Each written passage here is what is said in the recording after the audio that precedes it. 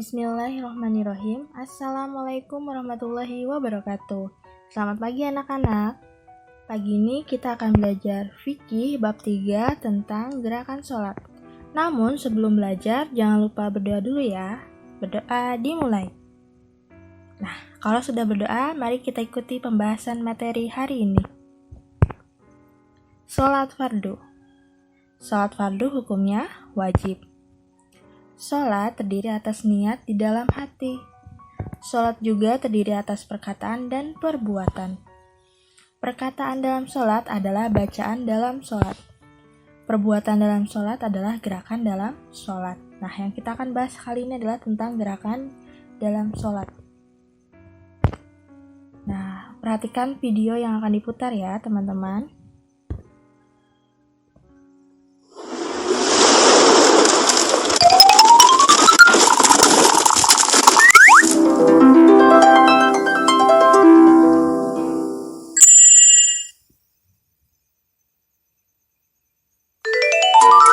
Belajar sholat. Pertama, berdiri tegap menghadap kiblat. Kedua, takbiratul ihram, yaitu mengangkat kedua tangan dan mengucapkan takbir. Coba perhatikan posisi tangannya. Ketiga adalah sedekap. Tangan diturunkan dan diletakkan di atas dada. Coba perhatikan posisi tangannya. Urutan keempat adalah ruku. Coba perhatikan posisi badannya. Kelima adalah i'tidal atau bangkit dari ruku. Keenam adalah sujud, 2 kali dalam 1 rakaat.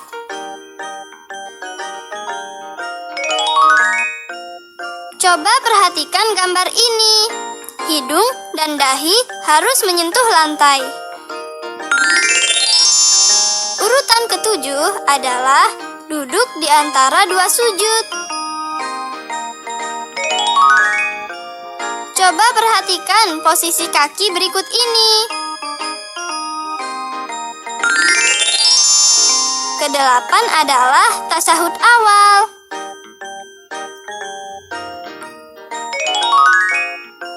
Coba perhatikan posisi kaki berikut ini. Dan juga telunjuk tangan kanannya. Kesembilan adalah tasyahud akhir. Coba perhatikan posisi kakinya. Kesepuluh adalah salam, menoleh ke arah kanan dahulu, kemudian menoleh ke arah kiri.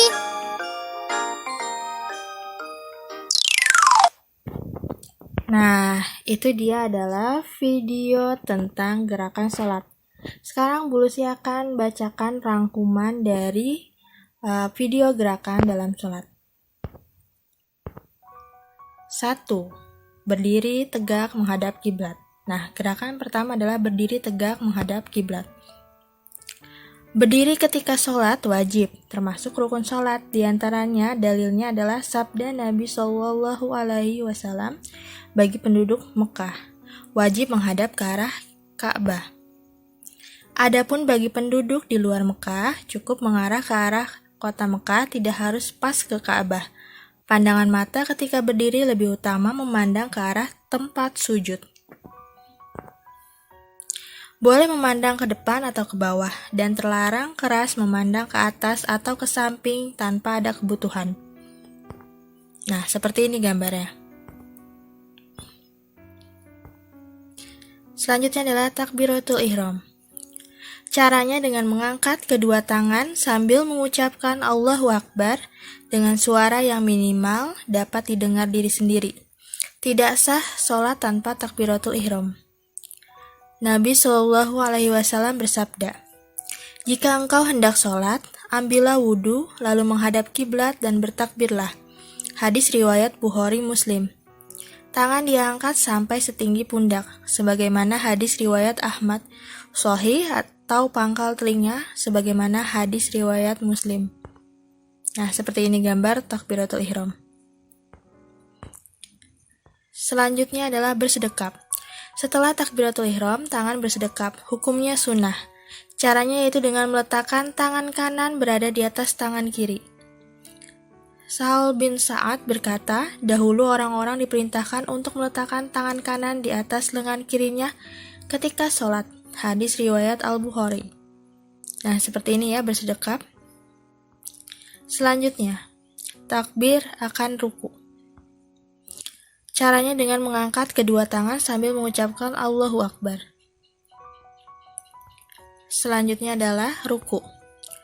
Membungkukkan badan sehingga punggung dan kepala dalam keadaan lurus. Telapak tangan menggenggam lutut dengan jari-jari direnggangkan. Dari Abu Humaid As-Sa'idi mengatakan, Nabi Shallallahu Alaihi Wasallam jika ruku, beliau meletakkan kedua tangannya pada lututnya dan meluruskan punggungnya. Hadis riwayat Al-Bukhari. Ketika ruku membaca doa Subhana Rabbiyal Azim. Hadis riwayat Al-Bukhari sebanyak 3 atau lebih. Nah, seperti ini ya, gambar ketika ruku. Selanjutnya adalah i'tidal.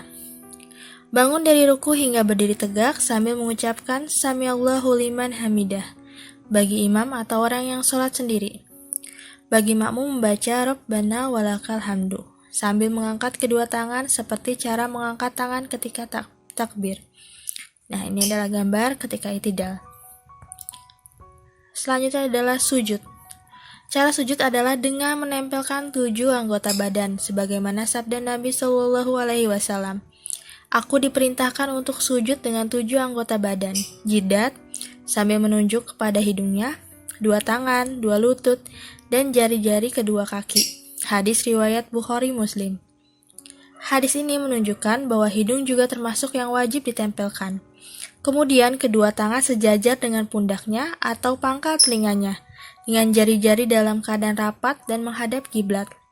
Lengan dibuka dan tidak menempel dengan badan. Seperti ini gambarnya ya.